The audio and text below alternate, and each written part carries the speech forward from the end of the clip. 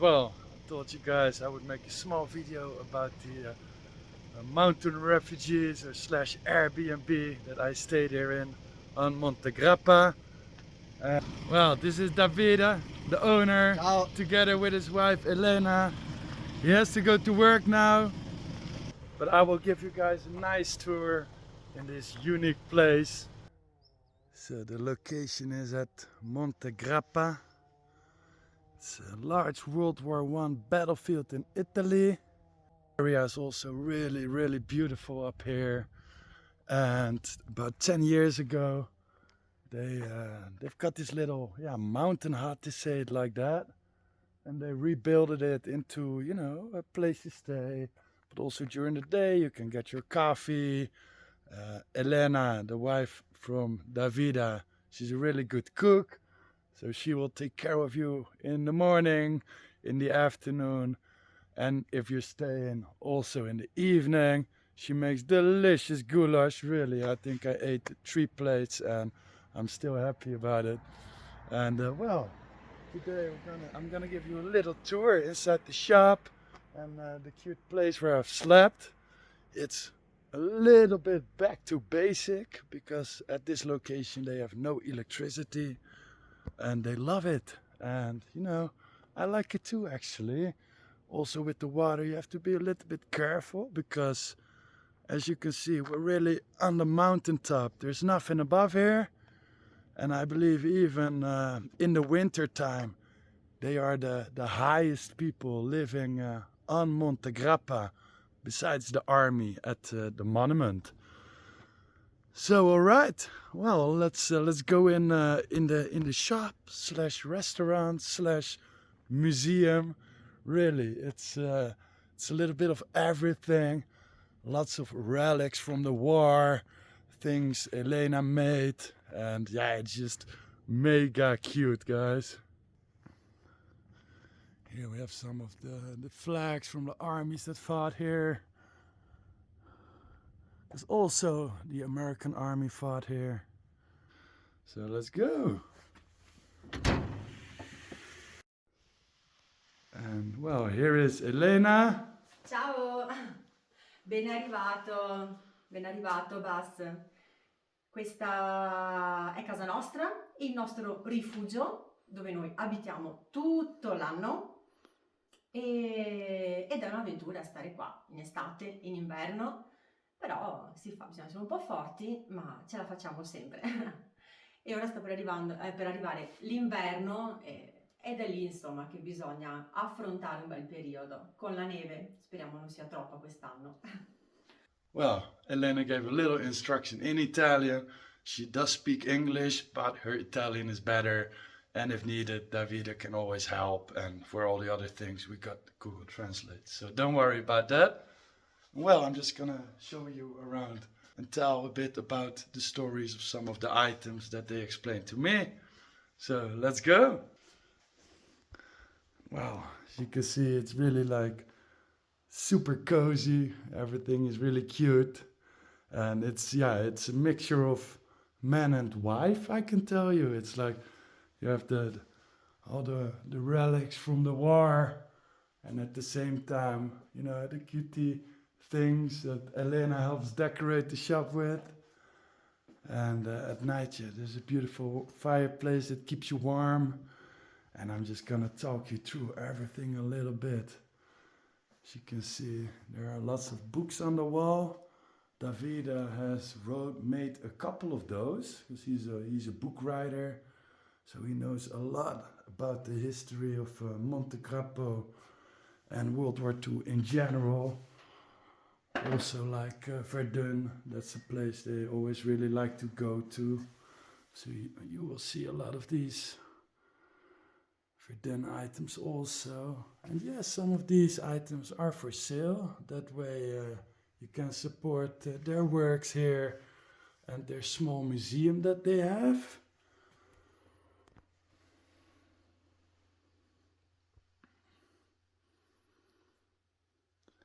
Lots of homemade foodies and things like that. And yeah, I said it's one big museum. Davide also does a lot of tour guides with the local children, schools, trips, etc. They are always welcomed in the restaurant together with the teachers, because Monte Grappa is a very important place for Italian history. And here, this is a funny one that Davide explained me. This is actually to make like a partisan cheese, like how do you say it? A cheese scrubber. I think that's the correct word for it. And as you can see, you can buy it. There's a price tag on it. So it's actually a museum that you can bring items home. And wow, here is the most important part, the kitchen area. I will show you a little bit. This is where Elena makes all her delicious food. With I cooking only the wood. Exactly. Only. Where they are, I'll show you. Everything is wood cooked here because there is no gas here. No gas. No gas, no real water, electricity. Electricity, no. It's all by solar panels. So yes, they have a bit of extra work with that, but I guess that's the freedom of life. Yeah, Sì. exactly.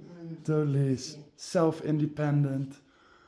And I can tell you it makes the food taste a lot better if you know how it's made in the natural way. And yeah, it's just really amazing.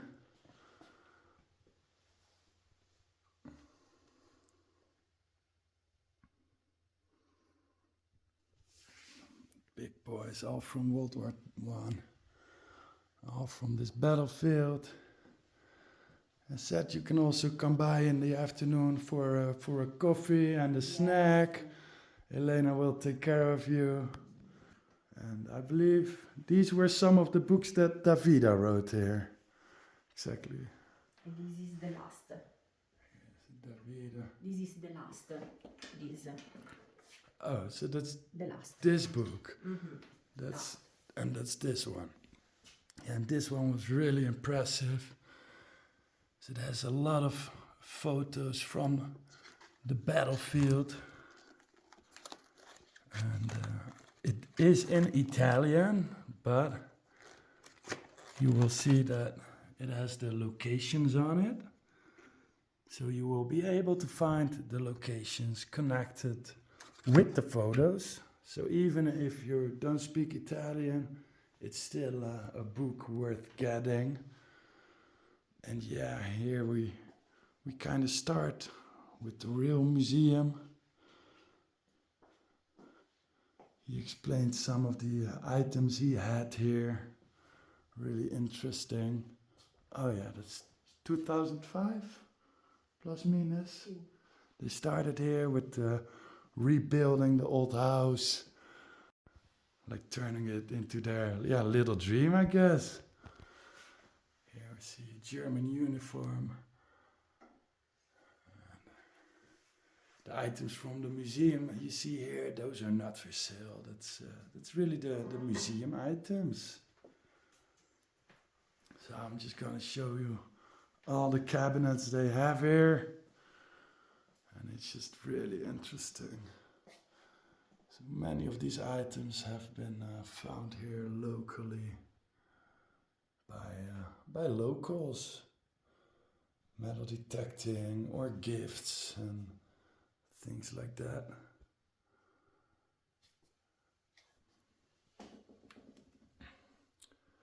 So yeah, you can spend a decent time here just watching all the items. Here we see a lot of the buckles, relics, but they all have been preserved.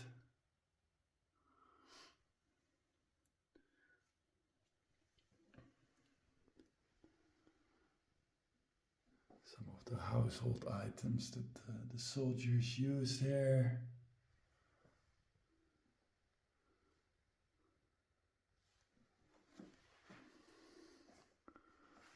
And the tools.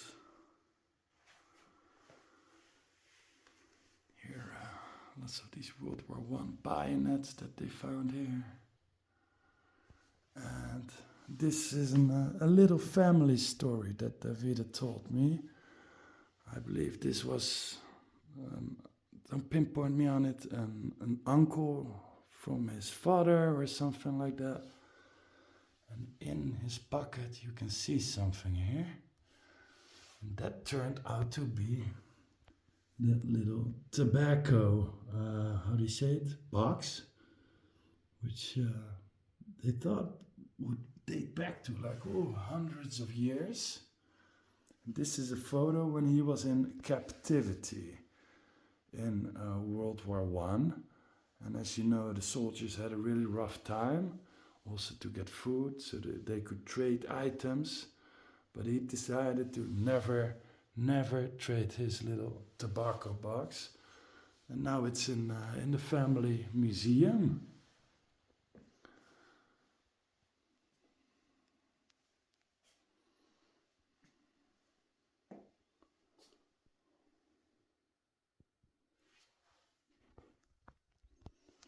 Lots of the trench art the soldiers made when they were bored or things like that. Or probably drinking glasses, that's also a possibility. Because the people, they like their snaps, also in Italy.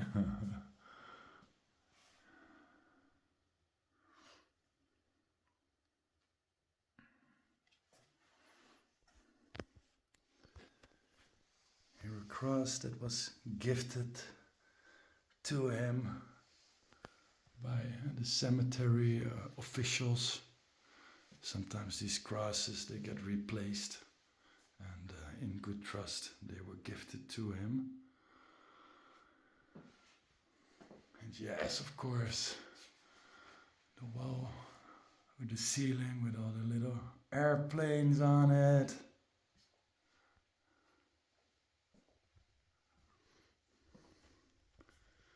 Just when you walk in, you smell the delicious food, the burning wood, and it makes you feel welcome straight ahead. I'm just quickly gonna show you also the gas room where I slept in. Just really gives you the feeling of how cute it is here. It's like you're sleeping in a little tree house. So this is where I was sleeping the last days, and this is the view. So it's also for families. You can visit here with your children. And look at the mountains in the back. It's just gorgeous. So yes, it's a totally family-friendly place to stay at Davide and Elena. And they will really take care of you. And I guess we're gonna close down the video. I hope you enjoyed it. Ciao, io vi saluto e è stato un piacere conoscere Bas, lui ci ha sconoscerlo, averlo qui con noi in questi giorni con la sua energia che ti coinvolge veramente, che ti prende, è come averlo sempre conosciuto, quindi è stata una bellissima amicizia e speriamo poi di ritrovarci anche e coltivarla. E quindi grazie a lui io ringrazio tutti. Ciao ciao!